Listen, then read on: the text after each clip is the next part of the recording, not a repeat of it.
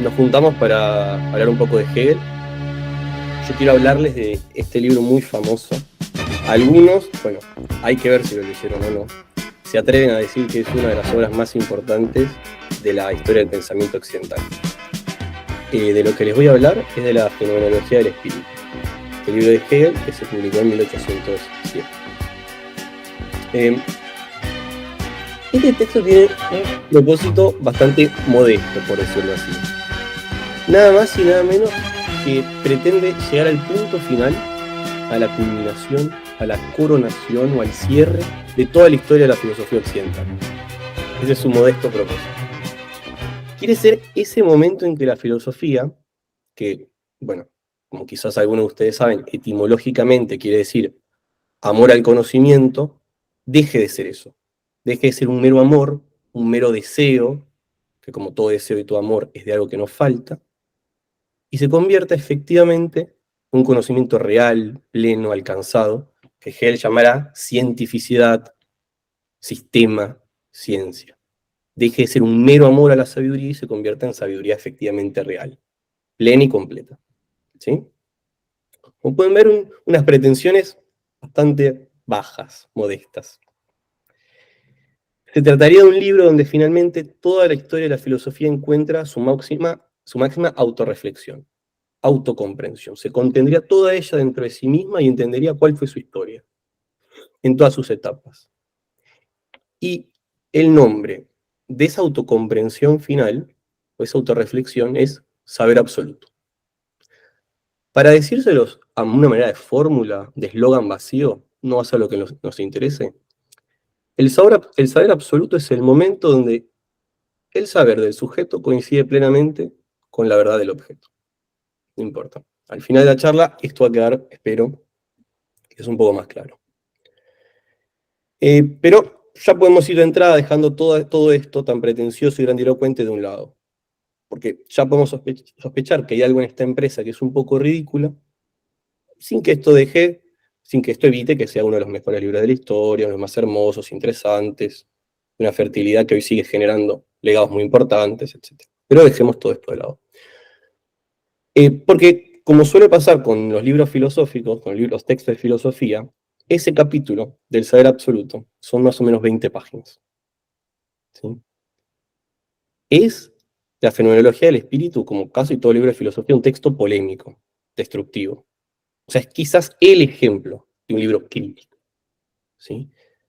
Se encarga de demostrar a través de 600 páginas, 700 páginas, dependiendo de la edición, de qué manera todos los filósofos de la historia occidental, desde los primeros presocráticos hasta los compañeros de Hegel, sus profesores, etc., están todos equivocados. Todos ellos tenían una visión sesgada de la realidad. O sea, este libro es el mayor ejemplo del filo o de la agresividad agonística propia de la filosofía. Y también, según algunos, de cierta cobardía, pues si ven el texto, casi no da nombres propios, casi no cita con quién está debatiendo, quién está refutando. Entonces, para Hegel, toda la historia de la filosofía y cada una de las posiciones que históricamente fueron famosas y reconocidas pecó de algún modo de pobreza, de sesgos o de unilateralidad. Una palabra que va a ser muy importante para que entendamos hoy qué es esto de la dialéctica. Pero frente a todo esto, frente a esta historia de la filosofía, la respuesta de Hegel es de un tipo muy particular. Su conocimiento completo de la realidad, su saber absoluto, es también el resultado de un efecto metodológico. Y de eso es de lo que yo quería hablar hoy con ustedes. Nosotros nos queremos quedar hoy con algún enseñanza sobre este método tan destructivo y tan crítico. Porque quizás nos puede dar a entender algo, nos puede enseñar una cierta disposición, una actitud para aproximarnos al conocimiento de nosotros mismos, de los otros, de la realidad, del conocimiento en general, de lo real, etc. Precisamente porque a Hegel no le interesaba nada más destruir y criticar, sino que también le interesaba construir y reconciliar. O sea, a diferencia de la filosofía de nuestro tiempo, que es el posmodernismo, que se contenta o ve un valor en sí mismo, en simplemente dividir, diferenciar, encontrar sutilezas, deshilachar, desentrañar todo lo que pretenda ser algo compacto, sistemático, coherente. A diferencia de todo esto, Hegel quiere construir y reconciliar los momentos contradictorios de la realidad. La filosofía postmoderna muchas veces es muy inteligente, pero sin duda también, con mucha frecuencia, se queda en la impotencia. Entonces, sí. A ver. Una pregunta, ¿a qué le llamamos filosofía posmoderna? Filosofía posmoderna son todas aquellas filosofías que surgen en los años 60, luego de lo que se conoce como giro lingüístico. Es el momento donde las ciencias sociales empiezan a reflexionar sobre sí mismo, poniendo énfasis en el lenguaje. Entonces, el descubrimiento de las ambigüedades intrínsecas al lenguaje hace que todas las ciencias tienen que replantarse su propia posición frente al saber y surgen un montón de problemas como el relativismo, ¿sí? Es como el fin de los grandes relatos. Hegel, el que estamos charlando hoy, es como ese último gran filósofo que quiso hacer un relato totalizante, abarcador de toda la realidad. ¿Sí? Una explicación que, como les está diciendo, se contiene a sí misma. Para los posmodernos, ningún sistema puede contenerse a sí mismo, tiene que hacer siempre referencia a un saber externo, y entonces como por metonimia nunca alcanzamos la totalidad, etc. ¿Sí? ¿Está bien? Está. Bueno. Entonces, lo que nos interesa es su modo de comprender y de analizar la realidad, esta metodología, que es el trasfondo del procedimiento, el método detrás de lo que él llamó saber absoluto. Por eso quiero hablarles hoy solamente de esta palabra muy famosa que nosotros, o algunos de nosotros, si nos consideramos en mayor o menor medida herederos del legado de Marx, nos toca, nos interpela, que es la palabra dialéctica. ¿Sí? Pero también la charla lleva por título La fenomenología en el siglo XXI. Y en este punto quisiera ser totalmente honesto y franco con ustedes. Y es que es muy probable que si alguien lee este libro ahora, le encuentre una importancia muy, muy relativa, muy escueta, muy escasa. Porque como objeto de interés tiene una aplicación práctica muy restringida. O sea, es un libro técnico, de especialistas, como les digo, asume un montón de saberes, desde los presocráticos hasta los modernos, Descartes, Spinoza, todo el tiempo está dialogando con Kant, con Schelling. Hay referencias literarias, Antígona, Goethe, Schiller. Hay que saber de la historia de la religión, de la Revolución Francesa. O sea, es un collage gigantesco, sobreespecializado, y que para colmo, cuando Hegel trata todos estos temas, como les decía antes, no solo no cita directamente los nombres de quien habla, sino que traduce las ideas con las que está debatiendo su propia lengua. Habla, por decirlo así, en hegelés. O sea, que hace que este texto, aparte de ser un collage, sea muy difícil de desentrañar cuál es el interlocutor en cada momento. Trata un montón de problemas filosóficos muy precisos, que, como les digo, en cuanto a su contenido, ¿sí? No es un libro que tenga ese carácter de urgencia que podemos tener nosotros como personas interesadas en cambiarnos a nosotros mismos, no solo a nosotros mismos, sino cambiar al mundo. Pero todo lo contrario a lo que ocurre con su contenido, que les digo es sobreespecializado, pasa con la dialéctica. Para mí la dialéctica es absolutamente urgente, actual y necesaria.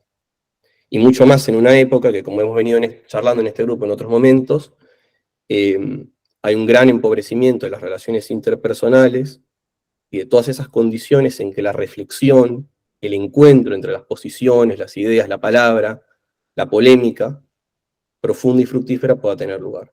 Todo un empobrecimiento de las condiciones en las que esto puede ocurrir. Además, también como relativos herederos de Marx y Engels, piensen en todos los pensadores que siguen más o menos de izquierda a la tradición. Lukács, Benjamin, Sartre, Koyev, Merleau-Ponty, Adorno, Badiou, Zizek, o sea, son todos los críticos sociales han encontrado no tanto en Hegel como en el método dialéctico, una fuente de inspiración. Bueno, ¿hasta acá alguna pregunta? ¿Ya comenzamos directamente? Bien. Bueno, voy a tratar de contarles entonces qué es lo que está detrás de esta creación de Hegel, esta idea novedosa, que ha sido tan influyente. Porque yo la resumiría de esta manera. Hagamos, digamos, tres pasos, ¿sí? Tres movimientos para entenderlo. El primer paso sería este. Lo primero que nos dice Hegel es, fíjense que si nosotros leemos libros de historia en general, pero sobre todo la historia de la filosofía, parece que toda ella sigue como si dijéramos eh, un hilo, un gran relato. Tiene la forma como si contáramos un cuento, ¿sí? Un relato. Pareciera que si leemos la historia de la filosofía ya va teniendo un sentido, va teniendo una dirección. Pareciera como si se orientara hacia algún fin. Y además nos dice Hegel, fíjense que cada nuevo filósofo, de alguna manera, tiene alguna relación interesante con el filósofo anterior y con el filósofo que luego lo va a suceder. Entonces está este primer punto. La historia de la filosofía parece tener alguna dirección. El pensamiento se desarrolla hacia algún lado. Y a esto agrega otra idea igual de crucial. Fíjense cómo estos cambios en la historia del pensamiento acarrean simultáneamente cambios en la historia del mundo efectivo. O sea, parece que hay algo del mundo griego que tenía mucho que ver con el mundo de la filosofía griega. De la filosofía medieval con el mundo medieval. ¿Qué estaba pasando en la filosofía en los tiempos de la Revolución Francesa con la toma de la Bastilla? Y así de manera suficiente y necesaria, ¿no? Una especie de espejo entre el mundo del pensamiento y la historia efectiva de los hombres. Esa sería su primera indicación. Todo esto parece no ser arbitrario, no ser contingente. Dicho de otro modo, a Hegel se le ocurre que la historia del pensamiento no es una sucesión de posiciones diversas de modo irracional, externa, meramente contingente. Entonces, su idea es que tiene que haber una lógica necesaria, racional, interna, o sea, inmanente, dentro de por qué las filosofías y la historia humana se ha desarrollado tal y como se ha desarrollado. La historia del espíritu, fenomenología del espíritu se llama el texto, y por espíritu podemos entender simplemente todo el conjunto de la cultura de la humanidad, coincide con la historia de su pensamiento y de su filosofía. ¿Sí?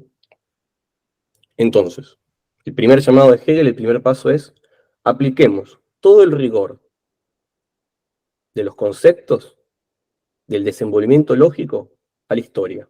Veamos si podemos leer la historia con ese rigor que tiene el desenvolvimiento de los conceptos. Veamos si hay algún hilo conceptual a lo largo de la historia. Ese sería el primer paso. Pasemos a un segundo paso, que implica el anterior. Entonces se pregunta, ¿pero por qué? Entonces, si tenemos esta sensación de que hay un desenvolvimiento conceptual, ¿por qué se da ese desenvolvimiento de esa manera? ¿Por qué la filosofía medieval parece incluir a la antigua y la moderna, a la medieval y a la antigua y así sucesivamente? ¿Por qué hemos llegado a este presente?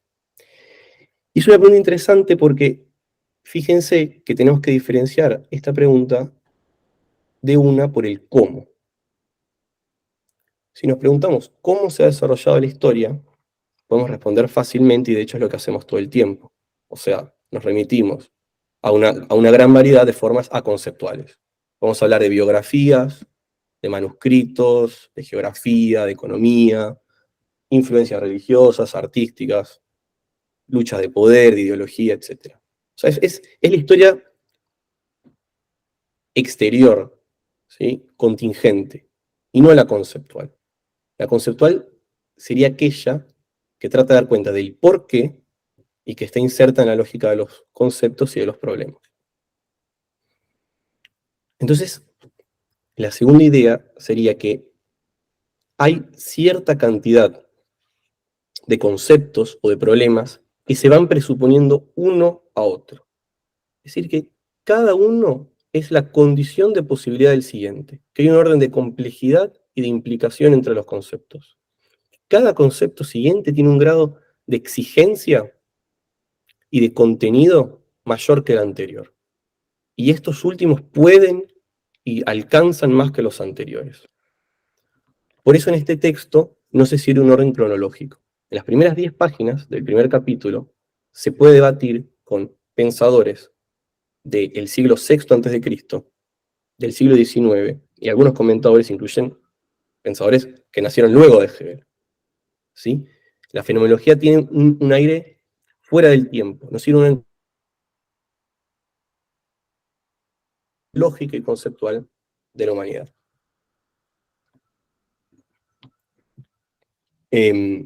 Porque su objetivo es demostrar el modo en que el concepto se desenvuelve. Y así podemos tener una primera definición de qué es la dialéctica. La dialéctica es solamente el modo en que el concepto se va moviendo históricamente. ¿Sí? Es esa larga historia de las dificultades y de los progresos del concepto.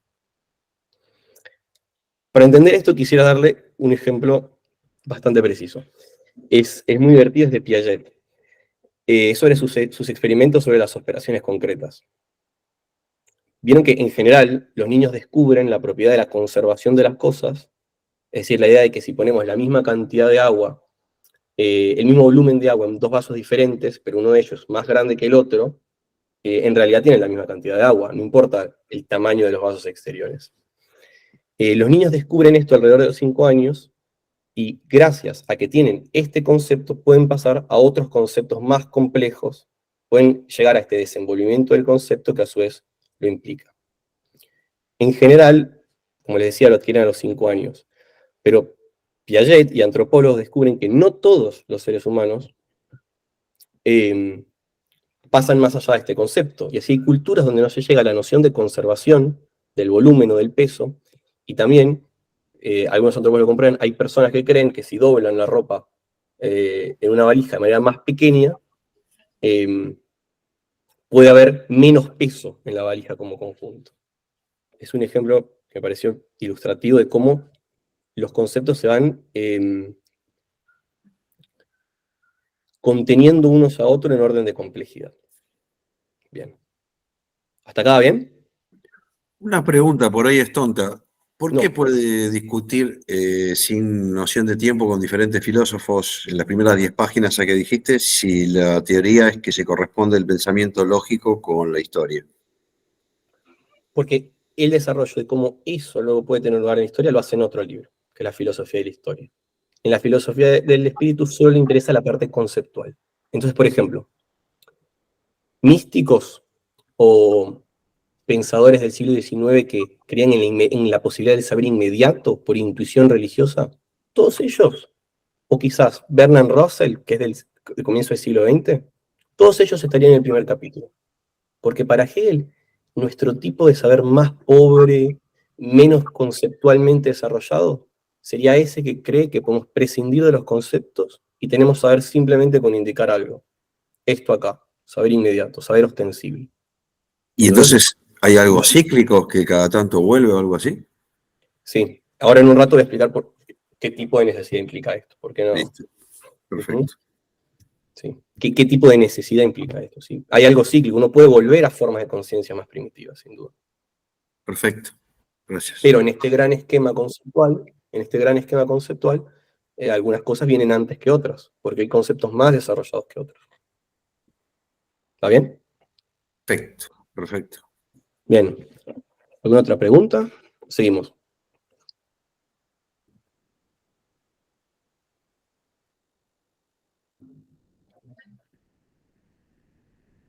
Bien. Bueno. Vayamos al tercer paso. Este es el más importante, y es el que le da valor y relevancia a la noción de dialéctica. Es como si dijéramos la esencia de la noción de dialéctica. Pero para introducirlo, quería leerles ya directamente a Hegel, algunas partes del texto. Les leo.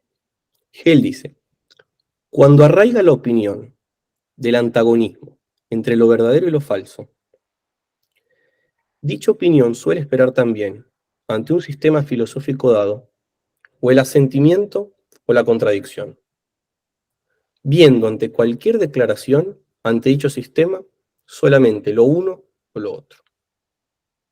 Ese es el prólogo de la fenomenología del espíritu. Es decir, Hegel nos está diciendo, hay una representación general, en casi todos nosotros, frente a la cual, ante un saber, cualquiera que sea ese saber, ante una idea, un discurso, de lo que sea, hay solamente dos maneras de comportarnos. O bien declaramos que esa idea es verdadera, o bien es falsa. Es decir, siempre decimos, o asentimos frente a esta idea, o rápidamente la contradecimos. El texto sigue y dice lo siguiente. No se suele concebir la diversidad de opiniones o la diversidad de los sistemas filosóficos como el desarrollo progresivo de la verdad, sino que solo se ve en la diversidad la contradicción. Bien, en estas pocas líneas ya tenemos sugerido de qué se trata la dialéctica. Es decir, a lo que nos invita Hegel es a que superemos la actitud fácil, inmediata, demasiado sencilla, de quedarnos encerrados en la relación binaria entre lo verdadero y lo falso. Nos invita a superar esa actitud según la cual, ante todo, solamente podrían caber estas dos actitudes. Fíjense entonces en cuál va a ser la innovación de esta actitud metodológica. ¿Sí? Nada para Hegel puede quedar afuera del trabajo que el filósofo tiene que hacer en su comprensión, en su consideración y en su atención de la realidad. Todas esas... O sea, Hegel se negó a descartar como irrelevantes, como vacías o inútiles las representaciones o ideas que no le parecían correctas o adecuadas. ¿Sí? Y a mí me gusta pensar que hay en este gesto hegeliano algo parecido a lo que hizo Freud.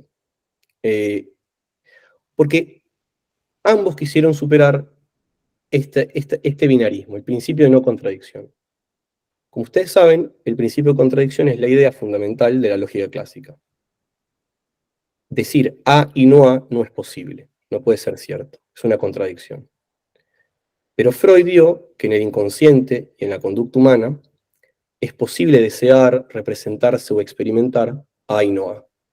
Se puede odiar y amar a la misma persona, se puede soñar que se es niño y viejo a la vez, se puede buscar con placer el propio malestar. Y Hegel, vean, entonces hizo a su modo algo parecido. O sea, basó su idea de absoluto en el principio de que hay una identidad entre la identidad y la no identidad. Es decir, que el espíritu, esto que decía la cultura humana fundamentada en conceptos, es siempre la misma, hay una identidad, pero dentro de ella se dan movimientos y contradicciones internas. El gran movimiento hegeliano es afirmar la identidad de los contrarios, en un movimiento que tiende a unirlos y a sobrepasarlos. Entonces podemos comprender otro aspecto en el que Hegel y Freud se parecen, y es que no quisieron dejar a los fenómenos, a los hechos extranjeros al sistema oficial de la ciencia sin explicación. Para ambos, lo equivocado, lo refutado, lo pasado, lo errado deben ser explicables, no puede descartarse dogmáticamente, por muy irracionales que aparezcan. Y así como Freud se dedicó a los sueños, la hipnosis, los lapsus, los olvidos, y los incluyó dentro del sistema de la ciencia, Hegel quiere que todas las posiciones que para él no son correctas, de algún modo deben estar dentro del sistema de la ciencia, deben explicarse de algún modo. Incluyó posiciones como la mística, el irracionalismo, esto que charlamos hace un rato del saber inmediato,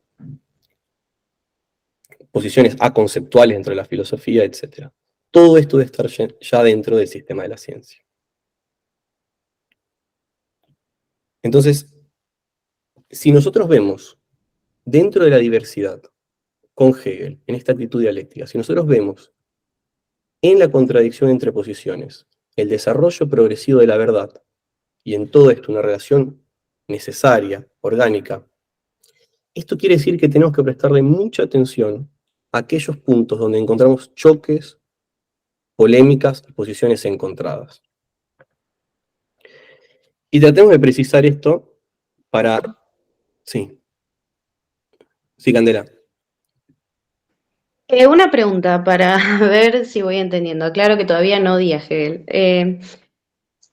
Entonces él niega la contradicción o la reconoce, porque tengo entendido que es tesis, antítesis y síntesis. O sea, él reconoce la contradicción o simplemente la borra. Eso es lo que no entiendo.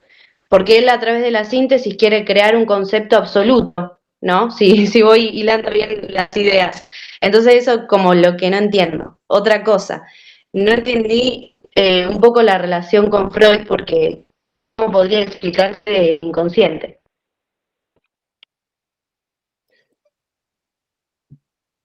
Para lo primero, la dificultad está en darse cuenta que son las dos cosas. Su innovación es reconocer la contradicción, pero al mismo tiempo todo su esfuerzo es no quedarse en la mera contradicción. Y esto no por un capricho, sino porque la realidad misma muestra que las contradicciones se superan. ¿Sí? Que en algún momento, digamos, la tensión entre dos posiciones contradictorias tiene que encontrar alguna resolución. Y el esfuerzo del filósofo es reconocer esto, y el esfuerzo del político en el presente, del educador en el aula, etcétera, del psicoanalista con su paciente, es también ir más allá de la mera contradicción para superarla, pero no de cualquier manera y no de manera dogmática, sino de manera lógica y necesaria. Y ahora voy a explicar un poco por qué, y por qué tampoco se trata de tesis y antítesis, un poquito más adelante. Y la analogía que yo veía con Freud era doble. Por un lado, porque van más allá del principio de no contradicción, ambos, ¿sí? Encuentran algunos momentos donde hay que explicarse cómo uno puede tener experiencias que borran el principio de una contradicción. Y la otra analogía por el lado de que no se comportan frente a aquello que parece no ser explicable o que parece ajeno a lo que uno considera como lo correcto, lo aceptable dentro del sistema científico, no se comportan, no rechazan eso de manera automática, sino que tratan de incluir, si todo el mundo está teniendo experiencias, ¿sí?, que parecen salirse de la ciencia, y si la historia de la humanidad y la filosofía ha pasado por experiencias tan extrañas, por filosofías tan extrañas, alejadas de lo conceptual, de algún modo hay que explicar también eso conceptualmente. ¿Sí? ¿Va bien? Bueno, sigamos. Sí, genial, ahí me quedó un poquito más clara la idea. Bien. Entonces, lo que yo quería hacer ahora es tratar de descartar algunas representaciones equivocadas sobre qué sería esto de encontrar en la polémica, en los choques, en la diversidad, un desarrollo progresivo de la verdad. ¿Sí? Lo primero que hay que tratar de evitar es que se trataría de algo así como de encontrar un punto medio, algo en común, algo compartido entre dos posiciones que están en pugna. ¿Sí? Tratar de encontrar algo superficialmente reconciliador. La dialéctica, de hecho, es lo opuesto. Hacer el esfuerzo por tensar esa relación lo más posible, de llevar la contradicción hasta el final. Entonces, lo que hay que ver es que, en principio, Hegel da por sentado que lo más fácil, lo más sencillo entre dos posiciones contradictorias es que no quieran dialogar con la otra, que es que uno no quiera dialogar con la otra, o que una misma conciencia no quiera confrontar sus certezas con el mundo o consigo mismo o con los otros. Y de esto da cuenta el propio texto. Hay dos figuras dentro de la fenomenología del espíritu, dos momentos de este desarrollo conceptual, en lo que esto queda muy claro. Y a mí me gustaría mostrárselas como ejemplos paradigmáticos. De dos figuras de la conciencia no dialécticas, justamente. La primera es la del estoico, la figura de la conciencia del estoicismo. ¿Sí? Esto lo van a encontrar en el capítulo 4, después del famoso capítulo de la dialéctica del amo y el esclavo. El estoico es aquel que descubrió que en su pensamiento, en sus ideas, es totalmente libre. Es capaz de pensar todo lo que quiera. Es aquel que se repliega sobre sí mismo. Y que en este replegarse sobre sí mismo, para satisfacerme en la libertad de su pensamiento infinito que puede concebir cualquier cantidad de cosas, se desentiende del contenido efectivo de la vida. Se complace solamente con ser libre en sus ideas y de autodeterminarse en su pensamiento. ¿Sí? Esa figura de la ataraxia, ¿sí? Quiero decir, de su impasibilidad, de su calma, de su sabiduría, no es más que esto. Un simple replegarse dentro de su yo y dejar afuera a todo el mundo. ¿Sí? Por eso Hegel nos dice que se conforma, se autosatisface de su libertad, tanto sobre el trono como bajo las cadenas. Puede ser el peor de los esclavos, o puede ser un emperador, como de hecho lo fueron muchos, pero se desentiende totalmente del contenido concreto del mundo. Esta es una de las figuras de la conciencia que Hegel llamará una libertad de pensamiento pobre, vacía y hastiada.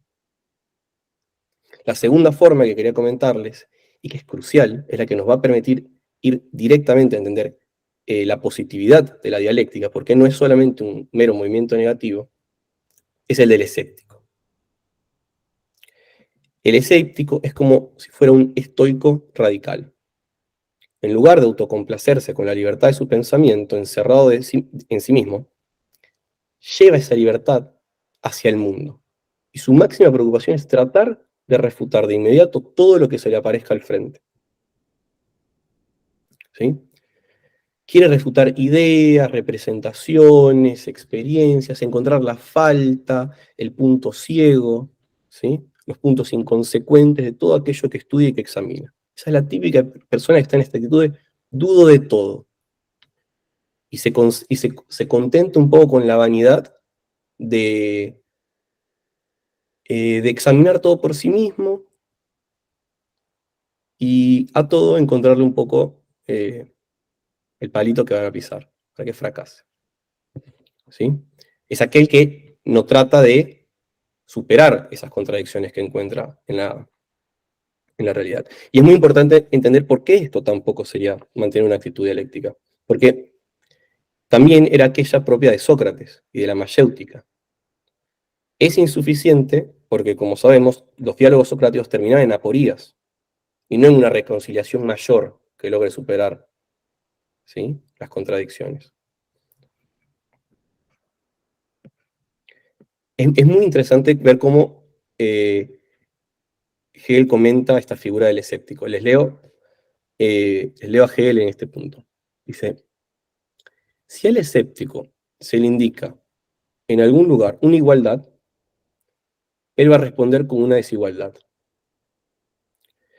Su palabrería es una disputa entre muchachos testarudos, uno de los cuales dice A cuando el otro dice B, y B si el otro dice A, contradiciéndose cada uno de ellos consigo mismo, y así dándose la alegría de permanecer cada uno en una contradicción el uno con el otro. Entonces el pensamiento dialéctico es una invitación a salir de esta actitud, de esta posición, y pasar al trabajo, al enorme esfuerzo del concepto. Y le cito otra vez a Hegel, a la seriedad, al dolor, a la paciencia y el trabajo de lo negativo. Veamos entonces qué quiere decir esto. ¿Qué contenido positivo puede tener esto?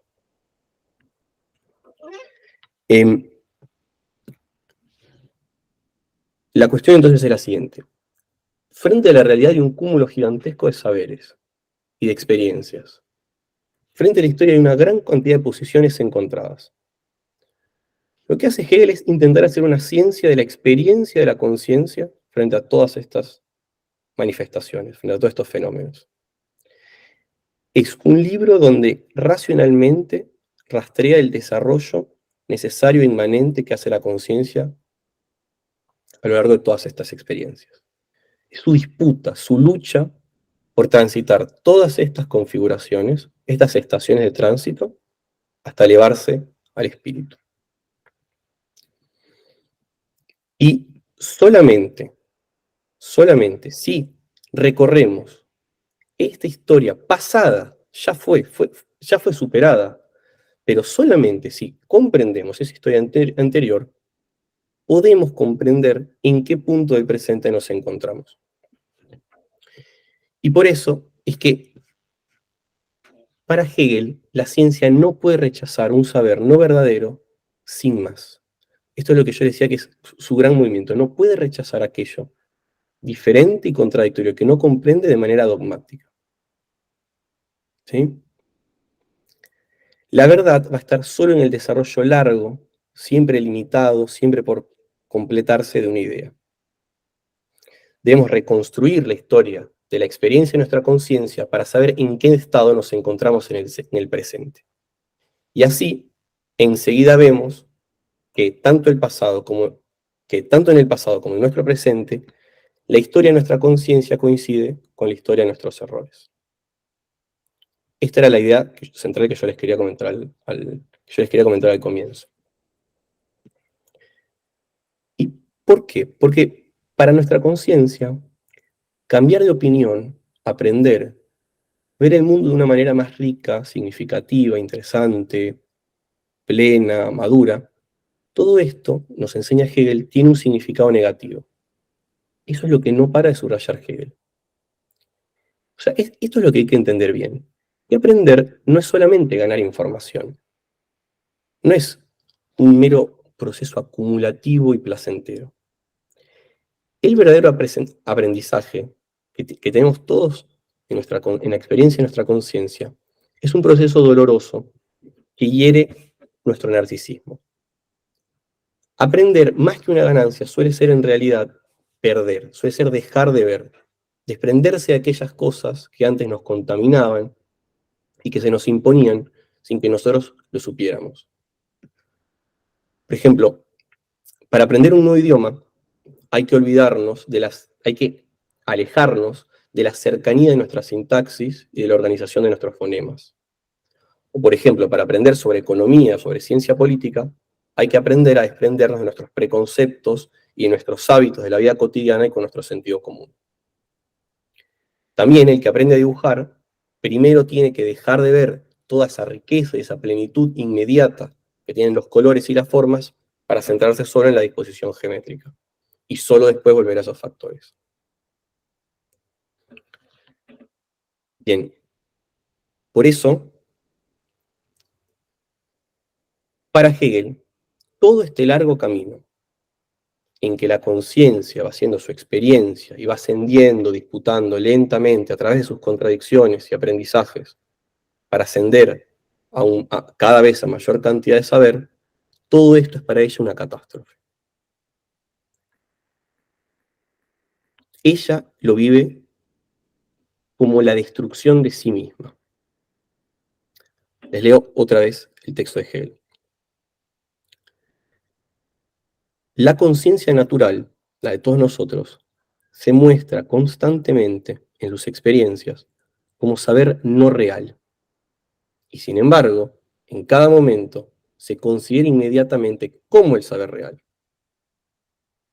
Por eso, este camino de depuración o de ascenso tiene para nuestra conciencia un significado negativo y vale para la conciencia como la pérdida de sí misma, ya que por este camino perdemos nuestra verdad.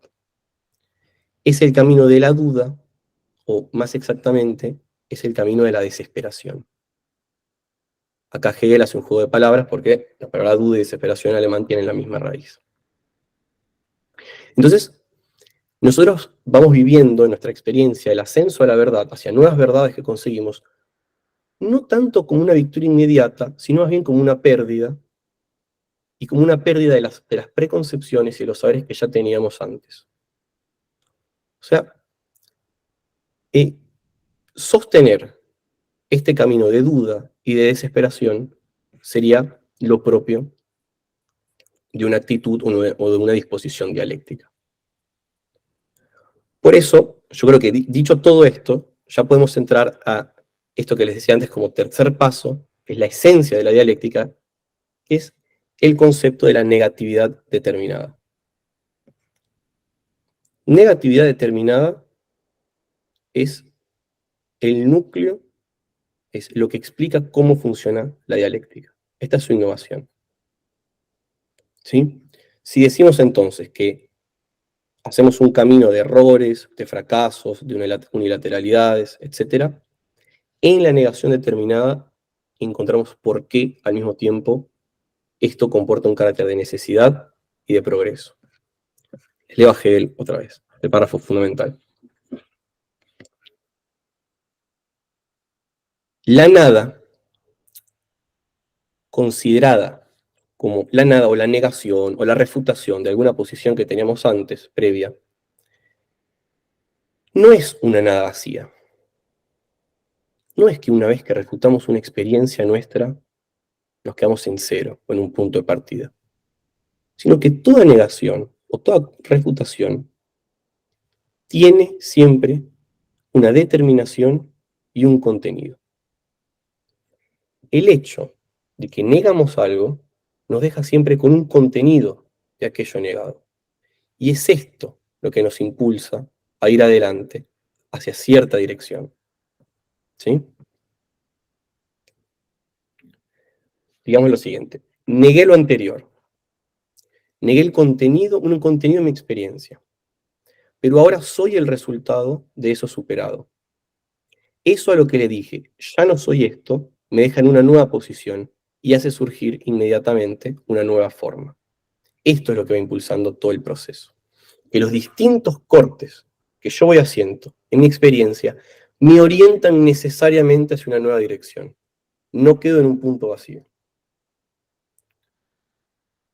Por eso debemos comprender la expresión filosófica de la dialéctica.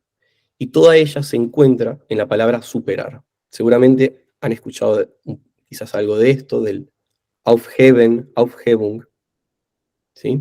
Es lo que en español se traduce por superar. Yo creo que el Aufheben de Hegel puede traducirse perfectamente por la palabra superar, superación. Ella expresa en una sola palabra, en superación, los tres momentos de la dialéctica. En realidad, lo que mencionaba antes, Candela es como si fuera un poco una popularización de Hegel. Nunca habla de tesis, antítesis y síntesis, sino que habla de afirmación, negación y negación de la negación. O serían los tres momentos que componen la dialéctica. Afirmación. 1. Reconozco un elemento verdadero en alguna de mis experiencias. Luego, negación. Dentro de ese elemento verdadero que yo reconocía, como la totalidad de mi experiencia, como la verdad total de mi experiencia, encuentro algo falso, algo contradictorio, algo que no cierra. Y por eso paso al tercer momento, negación de la negación. Es en esta contradicción entre el primer y el segundo momento, hallar la superación propiamente dicha. Una conciliación entre lo verdadero y lo falso de mi experiencia en general. Es un triple movimiento entonces donde conservo algo verdadero, reconozco en eso algo verdadero que conozco, algún límite, alguna dificultad, ¿sí? La niego y finalmente concilio el elemento verdadero y el elemento falso en una superación. Les voy a dar un ejemplo. yo creo que casi todos nosotros lo vamos a conocer, bastante concreto, está en los manuscritos de París de Marx. Afirmación 1. El desarrollo de las fuerzas productivas en el capitalismo convierte a los seres humanos en trabajadores individuales libres, autónomos, independientes y autosuficientes. Primera experiencia. Esta primera experiencia de esta verdad, que en el desarrollo de las fuerzas productivas del capitalismo los trabajadores quedan libres, autónomos, independientes, autosuficientes, sus relaciones previas, feudales, esa primera verdad es propia de la filosofía político-económica de la época. Esa es la que confronta a Marx. Pero entonces, ahora viene el momento de la negación. Esta libertad, esta autonomía, esta independencia, esta autosuficiencia, afirmada en el primer momento, es en realidad limitada a la pertenencia de clase. Hallamos una tensión dentro de esa primera verdad. En el caso de la mayoría de la humanidad, se trata de trabajo abstracto, alienado. Hay una negación dentro del primer momento de verdad. Pasemos entonces a la negación de la negación. Luego de un largo, atento y dificultoso análisis, podemos reconciliar la primera verdad, la afirmación, con la negación. En la afirmación se cae en una unilateralidad. Se desconocen las relaciones de clase o de propiedad. En 2 se reconoce otra unilateralidad. Se encuentra la impotencia de una organización social del trabajo que solo puede separar al trabajador de su producción. Y por tanto, lo que se muestra como libertad, autonomía, independencia, en realidad solo es dependencia, servidumbre y alienación del trabajo humano. La tercera posición es la de la negación de la negación, sería el proyecto del joven Marx humanista. Sería la reconciliación de estas dos posiciones. La Aufheben, la superación propiamente dicha.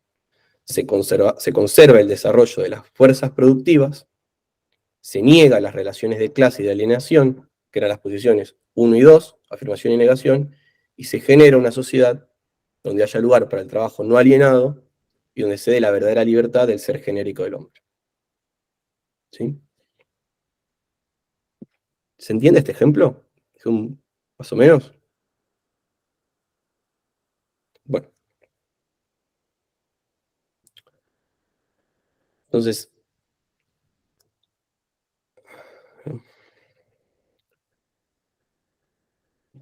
les doy otro ejemplo. Otro ejemplo de este proceder. Al final del capítulo 3 del texto, la experiencia de la conciencia ya ha pasado por las formas de la certeza sensible, de la percepción y el entendimiento. Entra entonces en una experiencia de asociación práctica y objetiva. Es el famoso capítulo 4 de la dialéctica del amo y del esclavo. Se relaciona con las cosas, la conciencia, como cosas vivientes a las que simplemente desea y niega, en tanto objetos útiles para su autoconservación. Para la conciencia, en este capítulo de la fenomenología, las cosas no valen nada, solamente sirven o son válidas para ella para su propia supervivencia. Pero entonces, miren lo que dice Hegel acá. Tan autosuficiente como la conciencia lo es en sí mismo sus objetos.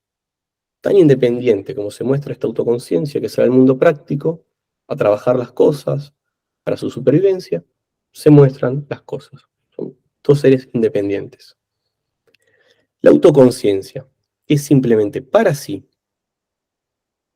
y que el objeto le aparece como un otro, vean esta frase, hará la experiencia de la autosuficiencia también de dicho objeto.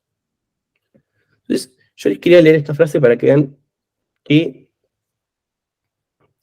idealismo extraño es el de Hegel. Porque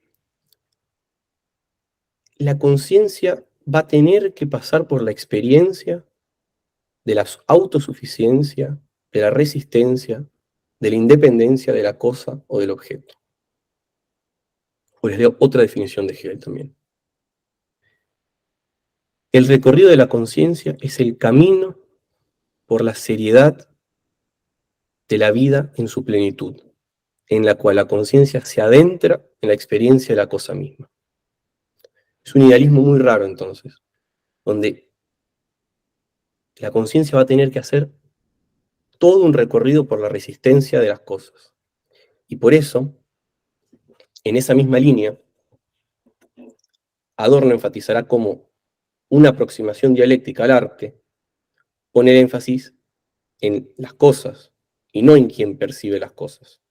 Para Adorno, el mejor crítico de arte es quien reconoce el mayor número de tensiones y de momentos contradictorios dentro de una obra, y el que mejor logra exponerlas como reconciliación dentro de esa totalidad. Y no será toda esta serie, este cúmulo de percepciones o sensaciones del espectador.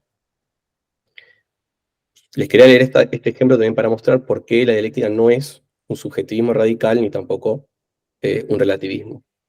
Se preocupa, como podemos ver en la cita que les acabo de leer, de las relaciones de la conciencia con las resistencias, aquellos aspectos unilaterales del mundo que se nos presentan como contradicciones y que no podemos explicar, frente a las arbitrariedades de nuestro yo, de nuestro saber o de nuestra percepción ilusoria. Bueno, ya un último cuarto paso sobre la dialéctica, que me parece muy importante precisar. Y es, ¿de qué tipo de necesidad lógica estamos hablando cuando decimos que en este proceso de negación determinada, que siempre implica un contenido, que nos ha permitido entender la historia como un largo desenvolvimiento conceptual, que nos invita a desarrollar las contradicciones entre posiciones contrapuestas de una manera no arbitraria, no externa, no contingente? O sea, ¿hasta qué punto todo este desarrollo es necesario? ¿Qué es lo que quiero decir cuando la dialéctica afirma que reconoce la lógica y la necesidad de estas relaciones? Y es muy importante esta pregunta porque Hegel tiene mucha fama de ser un filósofo que, digamos, cerró con su capítulo sobre el saber absoluto todo el desarrollo de la historia. Y muchos pensadores de derecha suelen asociarlo con toda la actitud de Fukuyama, del fin de la historia, etc. Pero si ustedes, o sea, si leemos bien la fenomenología del espíritu, vamos a ver que hay un momento donde Hegel abre siempre la posibilidad, insistentemente, casi como una obsesión, de que en cualquier momento, nosotros, como la experiencia de nuestra conciencia individual, o la de la humanidad, pueda tener momentos de retroceso. De hecho, lo constata todo el tiempo.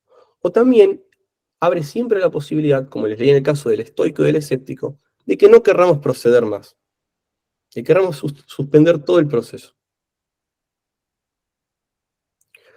Lo que quiero decir es que la necesidad conceptual en Hegel no es una necesidad prospectiva, no va hacia adelante. Los movimientos o los tránsitos que hace nuestra conciencia a partir de su historia, a partir de la experiencia, de sus errores, limitaciones y su unilateralidad, siempre implican un momento de elección. Es la de sostener valientemente, contemple, ese momento que yo le señalaba de la duda o de la desesperación. Y seguir avanzando en el proceso, para Hegel, es siempre una elección. Es una elección que cada conciencia individual y que la humanidad en su conjunto ha tomado cada vez que se enfrentó a estos momentos aporéticos o de tensión. La necesidad en Hegel nunca es prospectiva, ¿sí? Y por eso, siguiendo esta idea, es que tenemos que entender por qué la teleología hegeliana solamente tiene una necesidad retrospectiva. ¿Sí? ¿Sí? Hacia adelante, no sabemos cómo se va a desarrollar el proceso. En cada uno de los capítulos, la conciencia no sabía qué tenía en el horizonte. Estaba sumergida en su experiencia, con sus limitaciones, creyendo en cada momento que está alcanzando la verdad plena. Surgen contradicciones, duda, se desespera y no sabe hacia qué lado va a ir. Por eso, la necesidad de todo este libro es una necesidad trascendental. Trascendental quiere decir, en el lenguaje de la filosofía, muestra cuáles son las condiciones de posibilidad que tenemos en cada caso para actuar. Condiciones de posibilidad.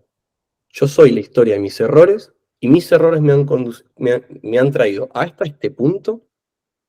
Necesariamente la historia de mis errores me trajeron hasta este punto y a partir de acá yo puedo actuar. Pero la necesidad yo la veo solo hacia atrás. La necesidad es lógica, absolutamente explicable. Hegel decía, todo lo real es racional, todo lo racional es real, se encuentra solo retrospectivamente. Prospectivamente surge el momento de la libertad y de la decisión. Y la importancia de conocer cuál fue todo el desarrollo dialéctico del pasado es esa.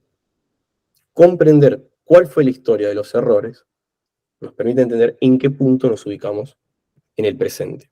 Y este debate me parece muy importante porque choca de inmediato con otra contradicción, es la de la lectura que muchos marxistas hicieron de Hegel. Porque aunque Hegel sea un idealista, como les digo, para él la realidad material no se deduce de los conceptos, sino que son simultáneos. ¿Sí? Para un marxista, sabemos, la realidad material es previa, antecede al pensamiento, antecede a todo el desenvolvimiento conceptual. Entonces, si somos consecuentes, no solo con este materialismo, sino con el propio Hegel, no hay ninguna manera de predecir el futuro. No se puede hacer futurología. Una pregunta. No hay teleología.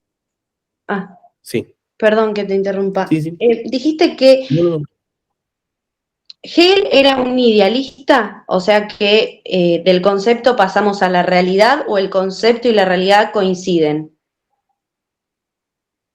Para casi todos los idealistas, ¿sí?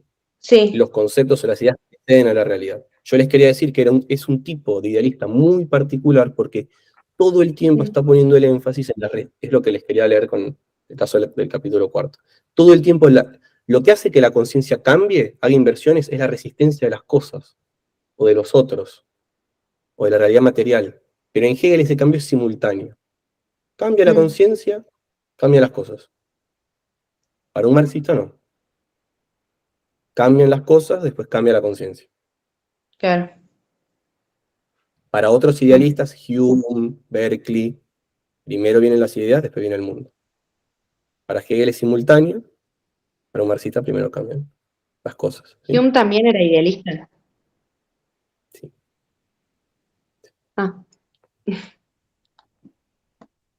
De manera sí. Empirista, pero al final ¿sí? Todo está en la conciencia del sujeto que percibe. Yo lo que quería decirles es que es muy extraño la lectura que hicieron algunos marxistas de Hegel, ya que la necesidad en Hegel no es prospectiva, es solamente retrospectiva. Quiero comentarles eso.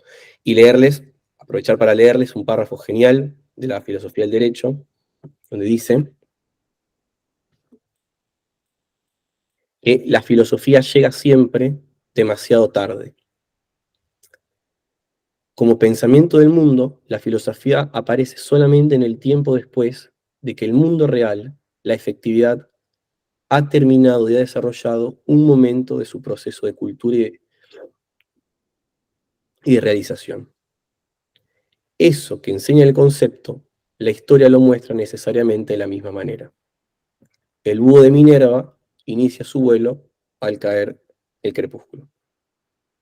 Entonces, yo creo que es probable que Marx o algunos otros marxistas hayan quedado deslumbrados con el poder predictivo de la economía. Pero tomando otro aspecto del pensamiento de Marx, por ejemplo, cómo sería la organización efectivamente real de una sociedad socialista, yo creo que ahí Marx fue fielmente hegeliano, que fue muy reservado y muy cuidadoso en no hacer predicciones sin fundamento. Pues, como les digo, el momento de la negación no es predecible. Solamente se pueden reconocer las contradicciones, pero no es minuciosamente predecible cómo se da la negación de la negación. Y es por eso que, y en ese punto, Marx y Engels fueron consecuentes con esa idea hegeliana, porque se oponían al capitalismo tanto como a otras formas de anarquismo o de pensamiento socialista utópico. Frente al primero, frente al capitalismo, porque reconocían las contradicciones inherentes al sistema. Y frente al anarquismo o al socialismo utópico, justamente por la ausencia de toda perspectiva dialéctica entre estas posiciones. Porque respondían frente a la sociedad capitalista de manera exógena, externa, abstracta, desligada de las condiciones efectivamente reales de aquello que pretendían, de esa sociedad que pretendían negar, refutar y superar. ¿Bien? Bueno, ya para terminar,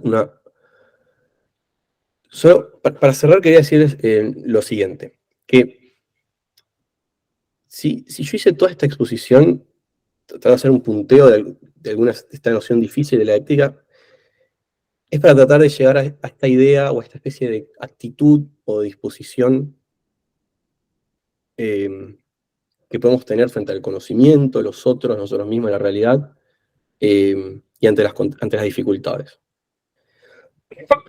Y lo siguiente, que cuando confrontemos posiciones diferentes a las nuestras, contrapuestas a las nuestras,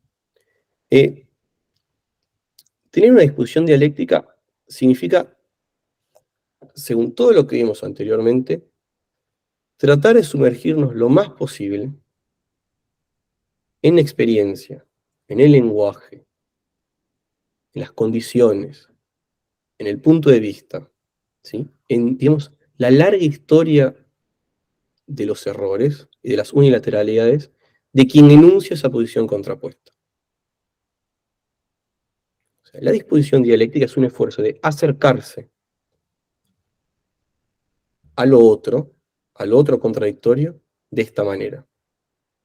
Porque si tenemos una actitud científica frente al mundo, siempre tenemos que mantener abierta, por más improbable que sea, la posibilidad de que este ejercicio nos haga, quizás a nosotros, entrar en este camino que les decía de duda y desesperación.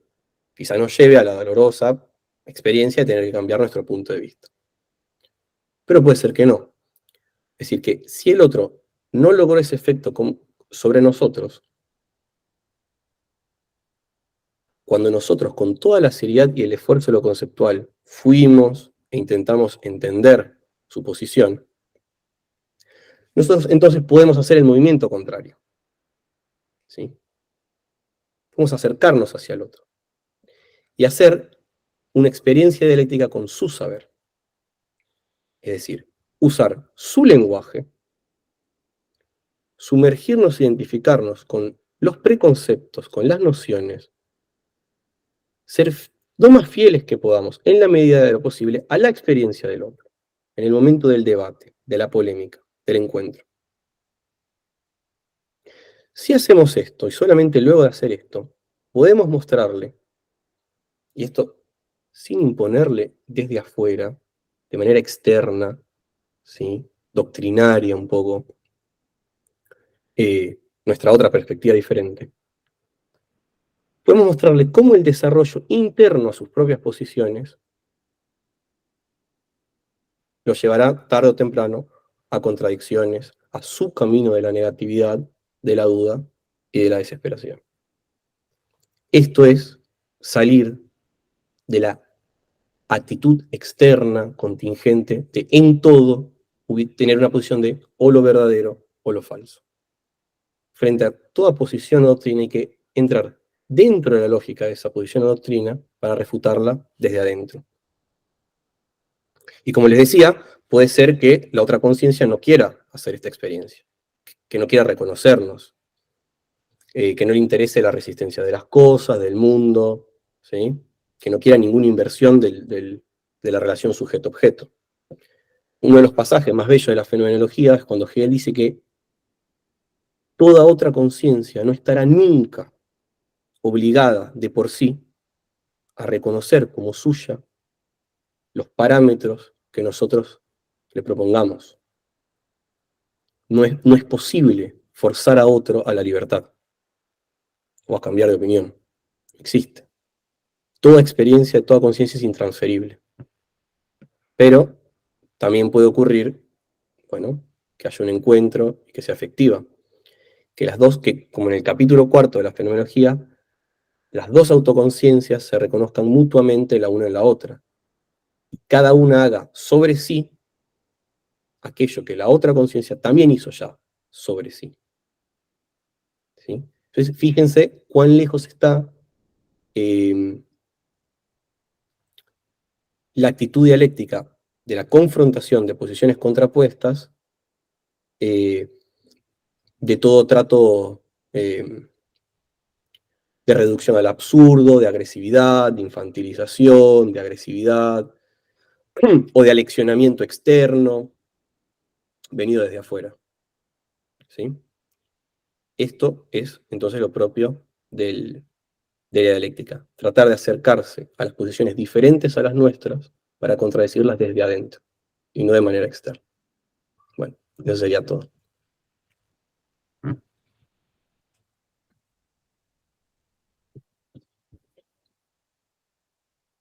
¿Preguntas? ¿Comentarios?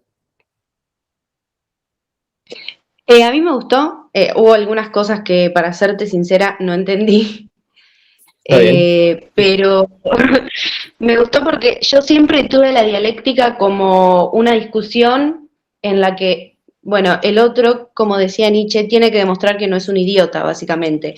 Y siempre lo vi como algo tal vez narcisista de uno mismo y simplemente querer ganar una discusión. Jamás lo vi como acercarse al otro, a pesar de que esa experiencia sea intransferible. Reconoce primero Hegel que como toda experiencia es intransferible, dejar al otro como un idiota en realidad es dejar al otro igual que como estaba al comienzo. No pasa nada. No ganaste nada. No hubo lo que charlamos antes, una superación de las contradicciones, una reconciliación. Y sobre todo lo que invita es a que no sea el encuentro entre dos posiciones contingente. ¿Qué quiere decir contingente? Lo que le decía antes de los dos muchachos testarudos que se encuentran. Yo digo A y vos decís B. Y nos podemos pasar toda la noche, toda la historia de la humanidad, yo diciendo A y vos decís B. No pasa nada. Lo interesante sería que vos trates de sumergirte en mi experiencia, tal cual como yo la he vivido de A, y yo en la de vos. A ver cuál de las dos soporta la menor cantidad de contradicciones. Y probablemente esa sea la más efectiva. Y entonces quizás llegará un día en que no yo te imponga esto, sino que vos me dirás a mí, ah, tenías razón.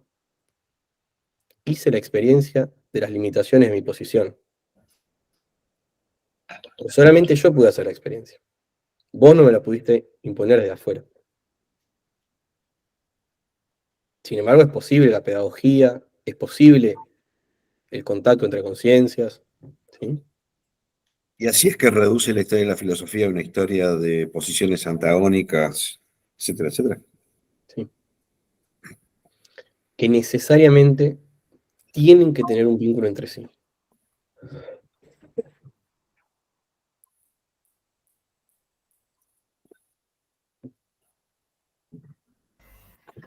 Diego, pero lo que opina Hegel del Estado prusiano, o de Napoleón como el espíritu del mundo, o su culminación de la estética, de las formas estéticas en la música, porque es la más abstracta y espiritual,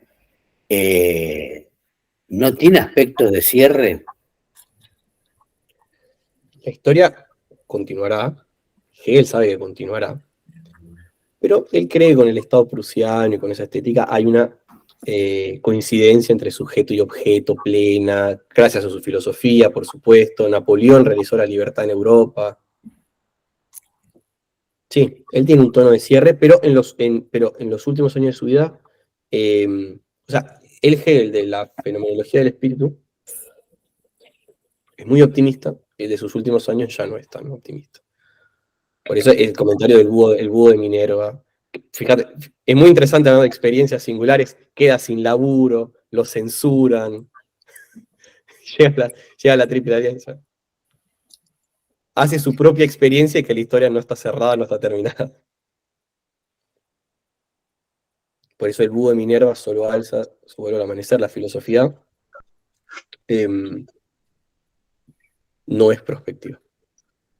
No se puede proclamar el cierre. Sí. Una consulta. Para Hegel, ¿quién o quiénes son parte de la historia y quiénes no son parte de la historia en el momento en el cual él escribe la fenomenología del espíritu? Todos son necesariamente parte de la historia. Algunos tienen conceptos más desarrollados, más elevados que otros. O sea, Hegel es el primer filósofo que es atacado por todas las posiciones decoloniales, feministas, etc. ¿Sí? Hegel lo que hubiera respondido es, no es personal. No me interesa si era porque es negro, mujer o africano. Está bien, pero cuando él plantea, si yo no tengo, si yo lo único que hago es reproducirme biológicamente, supuestamente no hago historia para Hegel, o no soy parte. No, porque todos los seres humanos son siempre ya culturales. O sea, el ser humano no existe para Hegel como ente únicamente biológico. Es biológico y cultural, porque está siempre en la historia y como parte de una cultura. Entonces participás de la historia, pero de una manera mínima, irrelevante. Formás parte del espíritu de tu tiempo, cumplís con tus obligaciones. El mundo ético coincide con el mundo en el que creciste. Actuar éticamente es hacer aquello que te enseñaron. Participás de la historia de esa manera, pasivamente. Pero hay algo en Napoleón, llevando nuevas leyes a toda Europa, bueno, cambia el devenir de la historia. El espíritu a caballo. Sí, cuando lo ve pasar a Napoleón. Lo que pasa es el espíritu a caballo, pero también son frases poéticas, no es literal, no es Napoleón, es todas las ideas, el nuevo código civil, contra la censura, es el espíritu de la época, son las nuevas ideas de la época que van generando un cambio en la experiencia, la conciencia de todos los europeos, de todo el mundo. Pero no era un cierre, porque Napoleón termina. Sí, de hecho, asocia esa progresividad histórica, pero rechaza la violencia. O sea, de alguna manera tiene una visión conservadora en el sentido no de reaccionario, sino conservadora en el sentido de una progresividad sin la instancia revolucionaria. Sí.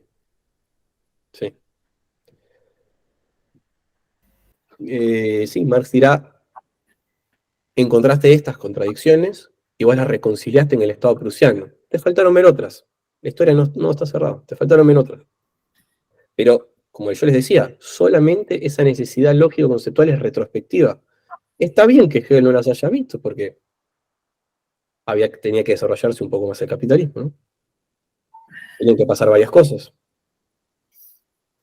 Sí, por eso no se puede cerrar, además. Políticamente.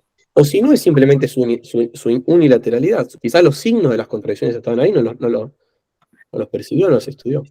Diego, Y ahora, el escepticismo que vos mencionaste después de la fenomenología y de la experiencia napoleónica, ¿en qué obras están? No hay ninguna obra? Claro, esta es la fenomenología de 1807, dijiste. Sí. ¿Ya estaba desencantado, no? No, ahí estaba a pleno. Se las creía Pleno, todas. a Bien, pleno. ¿y cuándo hay alguna obra en la que él se nota el haberse frustrado sus expectativas o haber... Filosofía del derecho. ¿Cuál? ¿La filosofía del Filosofía derecho? del derecho. Sus lecciones en Berlín. Sus lecciones en Berlín donde es censurado, donde siente el fracaso de su programa político. Bueno, donde ya se le daban vuelta a los estudiantes. Los estudiantes reconocían contradicciones que Hegel no quería ver. Quizá porque no lo tocaban. Muy interesante. Porque son los límites de cada quien. Eso es lo que yo te decía, condenados a los límites de nuestra experiencia, pero siempre capaces de hacerla avanzar. Depende de cuánto podemos sostener, cuánto podemos reconciliar de las contradicciones que encontramos afuera de nosotros. Hasta qué punto toca nuestra duda o nuestra capacidad de desesperarnos. Entonces, sin historia sería en conformidad con mi época. ¿Cómo? ¿Otra vez? Claro, sin historia, sin historicidad sería en conformidad con mi época. No tengo contradicción, estoy en conformidad con mi época, me quedo acá. Es probable que se sienta el malestar frente a las contradicciones, pero no se pueda llevar ese proceso hasta el reconocimiento de qué es lo que genera esas contradicciones. Ahí surge, uno, conciencia y socialismo, llega otro que dice, fíjate que quizás sea esto. Pero depende de vos si querés escucharlo o no, pero la dialéctica nos da una pauta de cómo es ese acercarse al otro. La dialéctica lo está diciendo todo el tiempo no es desde un discurso aleccionador o externo, tiene que ser, por decirlo así, apelando a la experiencia de cada quien. Y no desde afuera, porque si vos venís con los libros rojos y qué sé yo, ¿por qué el otro tendría que escucharte? Ahora, si yo te traigo a la Milei, son todos unos hijos de puta, bueno, eso apela un poco a la experiencia de todos. Eso sí que llama.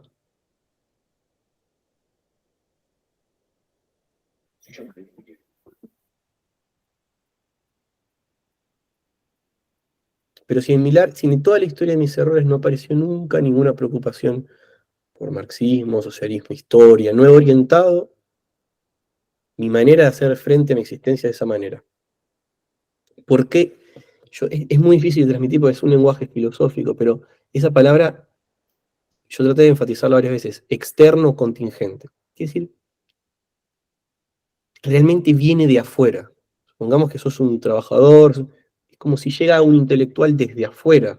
No tiene que ver con tu experiencia, no tiene que ver con tu recorrido. Viene realmente de manera contingente, no es de la necesidad tuya que dijiste, yo quiero ir a la facultad, yo quiero ir a entender el mundo en el que vivo. Llega desde afuera, con una serie o un lenguaje diferente al tuyo, actitudes. La pregunta es cómo orientar y suscitar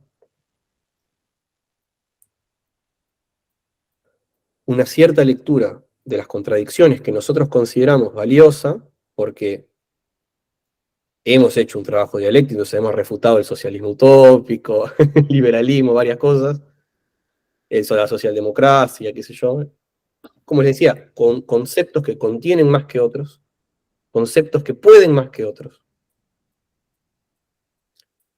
Bueno, un estado de pensamiento que consideramos valioso, cómo acercárselo a otras personas.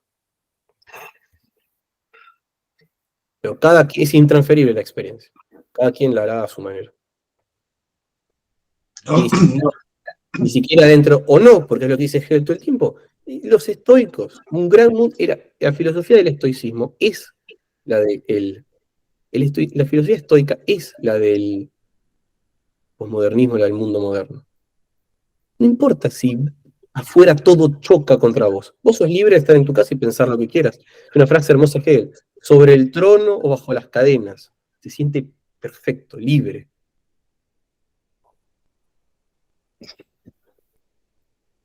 Se satisface en su libertad de pensamiento.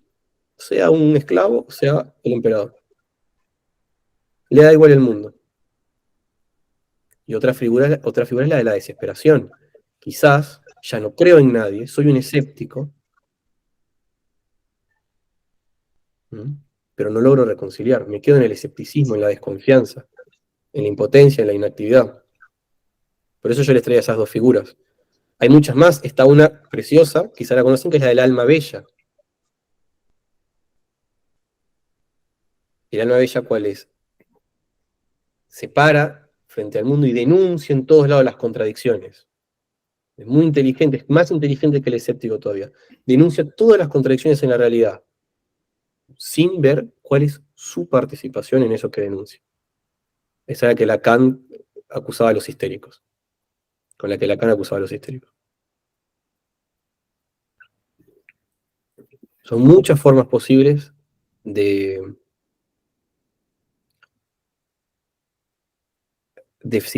pararse frente a las contradicciones. La más famosa para nosotros, la más famosa es casi la... a ver, denme un segundo. Es la que inspira los movimientos emancipatorios, el marxismo. Es la de la conciencia del siervo, en la dialéctica del amo y el esclavo. El esclavo, después de ser esclavo, descubre un día que, bueno, es esclavo del amo, pero se da cuenta que el amo desconoce el mundo, solo se dedica a gozarlo, a gozar de las cosas, y que el esclavo que las trabaja, al trabajarlas, las moldea y las forma, y ahí vuelve a reconocer su señorío sobre la realidad, de una manera más desarrollada, un concepto más rico que el del amo, en su capacidad de cambiar el mundo, a través del trabajo. Es un lindo ejemplo de dialéctica, con los tres momentos, muy famoso. ¿Qué? ¿Alguien? Sí, Juan. Sí, hay un ruido, no sé si un ruido, pero algo que no, lo voy a plantear desde este lado. Durante la época de las asambleas barriales, justamente una de las cosas que se generaba dentro de las asambleas barriales es el respeto por la experiencia del otro, porque te digo que ahí estaba el tipo que venía a reclamar había que luchar por el tema de los ahorros, porque el tipo tenía metido los ahorros, después había gente un poco de todo. Hasta inclusive llegaba gente de acá, bueno, está en San Isidro, el mismo posismo se aparecía en asambleas barriales como si fuese un vecino más. Y como un vecino más, a pesar de que el tipo fuese un funcionario, ¿no? O un militante dentro del aparato municipal, bueno, era dentro de las asambleas barriales un vecino más. Y lo que un poco ahí veo que es como que ahí estamos caminando sobre una especie de cornisa en la postura de no tratar de imponer nada al otro, ¿no? Es decir, a ver, de alguna manera uno va con unos bagajes de ideas que la ha acumulado, que la ha desarrollado como cualquiera, pero en ese debate o en esa contradicción, es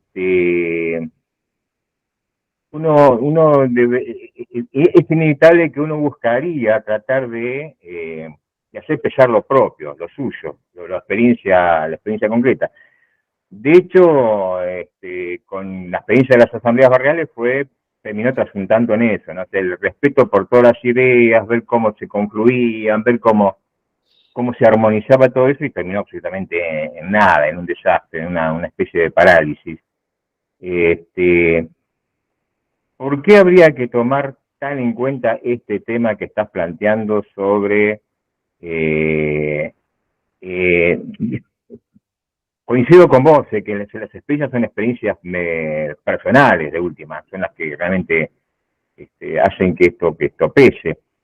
Pero el conjunto de un grupo humano va a desarrollar o va a seguir un conjunto de ideas, un conjunto de ideología que no lo creó él, pero que lo lleva adelante como si algo fuera propio. ¿Por qué uno no puede debatir contra ese conjunto de ideas que lo lleva por delante, pero que en definitiva tampoco es propio, ¿no? O sea, sí,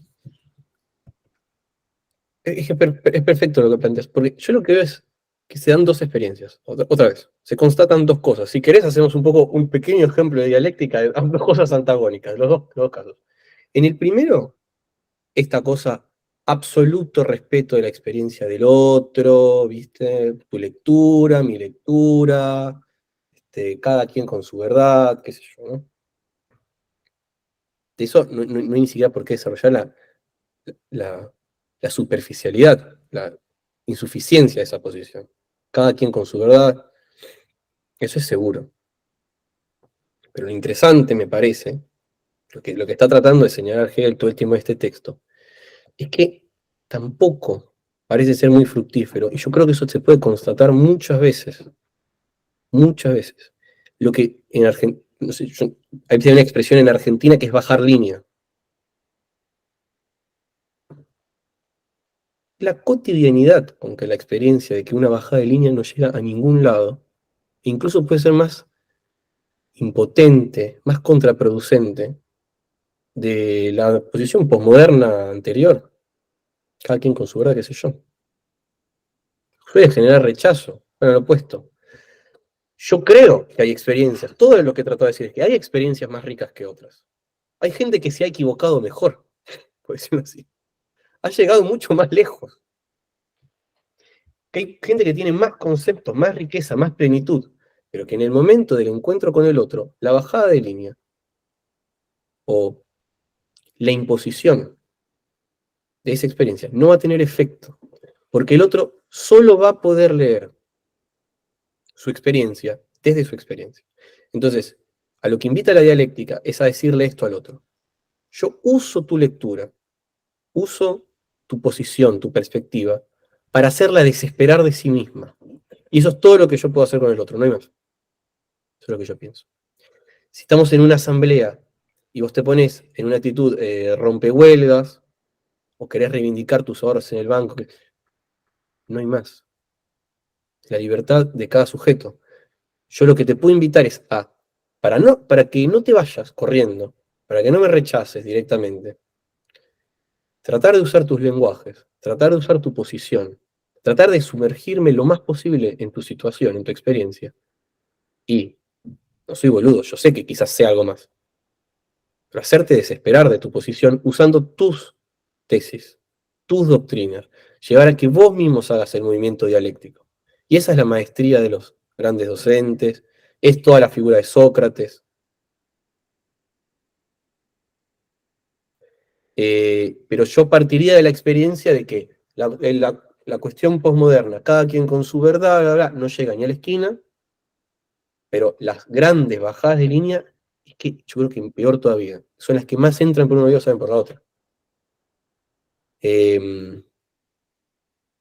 Yo creo eso, creo que, y que siempre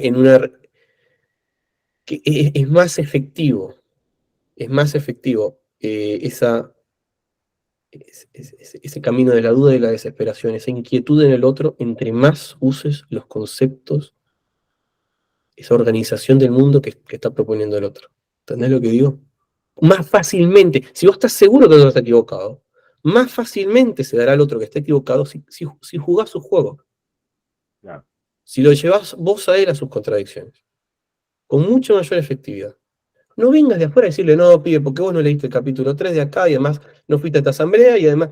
Es la experiencia de todos los días. La imbecilidad de la contraposición externa, contingente, irracional. Porque ¿por qué tendría el otro?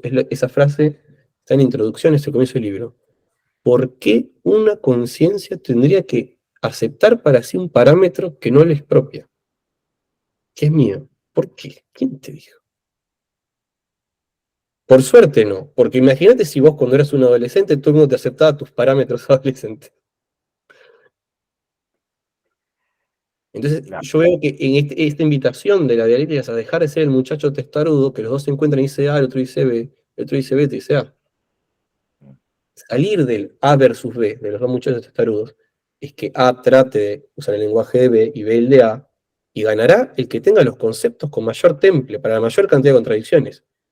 Muy fácilmente, si vos sos suave, respetuoso, vas poco a poco, el otro desespera.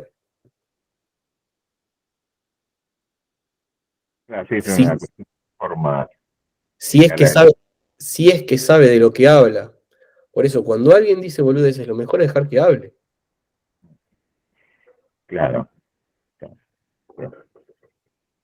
Indudablemente también es importante el aprovechamiento de momentos históricos determinados que son cuestiones muy básicas, ¿no? Hasta inclusive este, comento así, se me viene a la memoria volviendo a hablar del tema de las asambleas barriales. Había todo un planteamiento de quienes piloteaban un poco la asamblea, justamente como te decía, de que todos tenían derecho por ser vecinos, que esto que el otro, hasta que los mismos del posismo empezaron a plantear la necesidad de determinar quién de los que estaban en la asamblea era realmente vecino de San Isidro, y hasta que entonces salió una mujer y con el dedito le dice, vos callate la boca porque vos te haces el pobre tipo y sos el que trae los camiones que tienen el cartel, trabaja para la municipalidad, y me lo pone delante de la cosa, se pudrió todo en medio de la asamblea,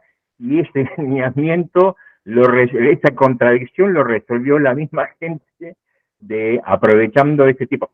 Digamos, no hubo una cuestión de claridad política en eso, pero me refiero a que el enfrentamiento contra el aparato del poder del municipio, que quería cooptar o eliminar el tipo de la asamblea barrial, terminó en desastre, ¿no? Pero justamente motivado a partir de la misma gente que tomaba conciencia de quién era quién en ese lugar. Entonces, claro, hay situaciones que, como decís vos, uno diría, pero callate la boca, que vos sos municipal, tenemos que debatir esto, que es una estupidez. Y la gente no quería aceptar la idea de que no se puede poner en igualdad de condiciones a alguien que se viene a sentar en la asamblea como si fuese un vecino común y corriente, cuando el tipo realmente forma parte del aparato del Estado municipal. Y bueno, la cosa se resolvió de esa manera, ¿no? Es decir, hay circunstancias históricas materiales concretas que hacen que, a partir de este tipo de contradicciones, bueno, encuentren una solución. Encontró, digamos, claramente una resolución que, bueno, que uno estuvo ahí, participó y le dio el apoyo, pero el rompimiento no fue porque uno dio el apoyo, sino el rompimiento partió a partir de un par de vecinos que dijeran vos, con el dito, y se pudrió todo. Y hubo que esperar, viste, ponerse ahí para tratar de enfriar las cosas porque tenía siempre todas las trompadas. Pero bueno, esa es la historia. Sí, además hay que ver, eso es un poco un clima estilístico del texto, el autoenamoramiento que tiene todo el mundo con sus propias posiciones y sus certezas. ¿Qué te haría moverte? Ahora, ¿te puede mover? ¿Qué te puede llevar a la duda y la desesperación? Te puede mover, como yo trataba de decir, Helen, la resistencia de las cosas. Che, fíjate que el mundo no se comporta como yo estoy queriendo que se comporte. Bueno, eso es una experiencia de las cosas inanimadas. Pero una experiencia intersubjetiva, ¿qué es más probable que te mueva? ¿La contradicción del otro o la contradicción de vos con vos mismo? Y eso es todo lo que yo quería enfatizar. Ni la cosa posmoderna, cada quien con su verdad, ni el otro bajándote línea de manera extranjera por fuera. Lo más probable es que sea vos con vos mismo. que vos mismo desesperaste de vos. Y si tenés temple, das un salto a una nueva figura. Y si no tenés, puedes volver para mucho peor. Y ahí se da la negación determinada que yo les charlaba. Llegas a un punto donde lo que negaste tiene un contenido y ese, como condiciones de posibilidad de la experiencia, te orienta a una serie de respuestas, no a todas las posibles, a una serie de respuestas. Y sos la historia de tus errores. Sí, Daniel. Sí, en base a lo que dice Juan. Claro, creo que hay dos situaciones. Una es que cuando uno va y plantea algo, cuando encuentra como respuesta el silencio, es una de las respuestas más completas. Lacan. Negativa. Y que muchas veces tiene que ver con esa, o sea, una posición que uno, por más buenas intenciones que tenga, la solución que está planteando desconoce la forma en la cual la persona se está relacionando con su medio. Pues yo por ahí te estoy planteando algo que es una solución, pero para vos no cambia tu forma de vida, no te interesa. Y la respuesta más probable es que la persona no te diga ni sí ni no, ni te hable. ¿Sí? Y otro punto de las asambleas es que en alguna instancia, y esta es la cuestión del poder, ¿no?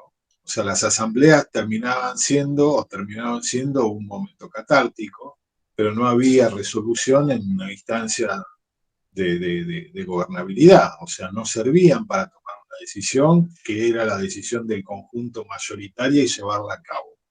Entonces, de alguna manera, todo eso va siendo del 2001 una experiencia asamblearia mirada, ¿sí?, por todo el autonomismo como una cuestión fundamental y profunda, que en definitiva también te hace ver que uno dice, bueno, como forma organizativa social es muy valorable, pero si no llevamos a que las decisiones de esa asamblea tengan el poder real de tomar las decisiones, es una experiencia que se pierde. Sí, con lo del silencio, tiene ese efecto. Es lo que intentaba Lacan con los pacientes, ¿no? Que se escuchen a sí mismos y resuene esa posición, a ver si algún día dejan de tener certeza de eso que dicen de sí mismos. Priscila. Y a ver si entendí algo de esto. Entendí que vos decís que los momentos, los movimientos de nuestra conciencia implican este momento de elección, de sostener el momento de duda y ese momento de desesperación, y el carácter electivo ahí va a definir un poco cierto movimiento de la conciencia. O sea, seguir avanzando en la elección, que haya un movimiento de avanzada, que uno pueda elegir sostener esta duda. Desde Hegel, ¿cómo se explica en la conciencia individual, cómo se explica esa capacidad que ante un momento de desesperación, en un caso, una persona o una misma persona en distintos momentos de su vida, opta por sostener la duda, la posibilidad de sostener la duda o no hacerlo? ¿Hay algún tipo de explicación? Porque yo entiendo que si se habla de conciencia individual y de la humanidad, hay un reconocimiento de determinaciones sociales, por lo que entiendo.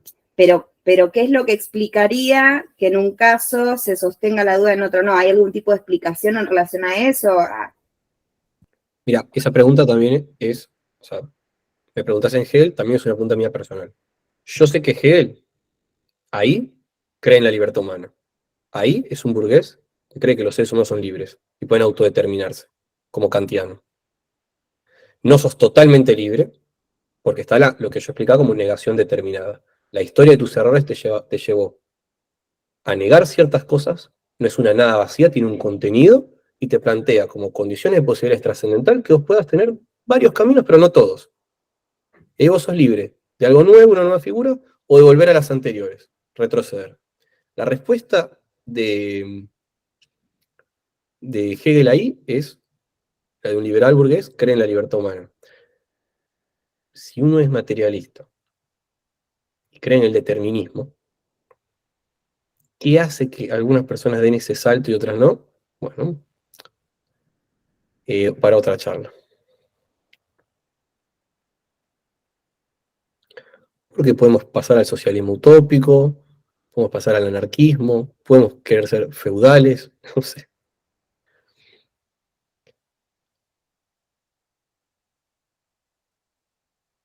Bueno, tendríamos que incluirlo a Darwin, ¿sí? Sí. Las determinaciones biológicas. Y bueno, Darwin dice que la evolución es una suma de los errores de las especies. En Visto realidad, cuando uno un aprendizaje de los errores, un no aprendizaje solo, genético. no solo eso, porque Darwin empieza siendo geólogo. O sea, el primer planteo sobre los años de la Tierra aparece, no me acuerdo con qué geólogo escocés, donde el tipo observa que hay distintas capas y dentro de esas capas empieza a deducir que corresponden a periodos geológicos distintos.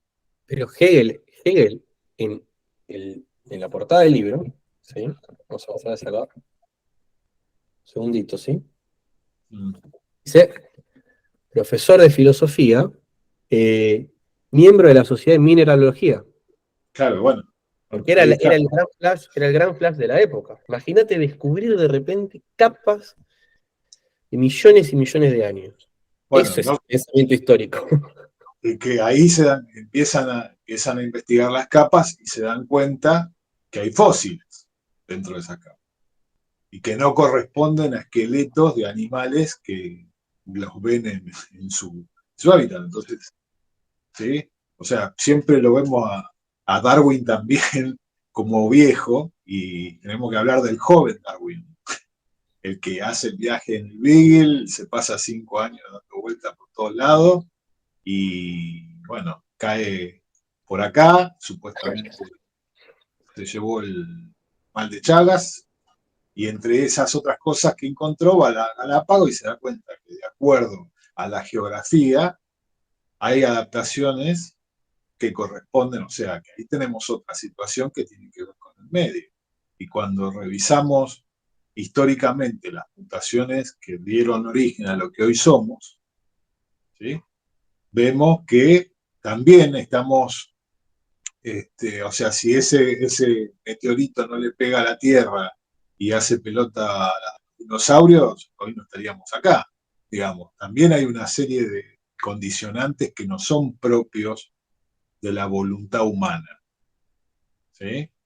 Como hay situaciones de adaptaciones que no son particularmente físicas, como por ejemplo esta, ¿no? Que nos salió un aditamento físico o tecnológico que nos mutó, no nos salió ninguna antenita ni nada, pero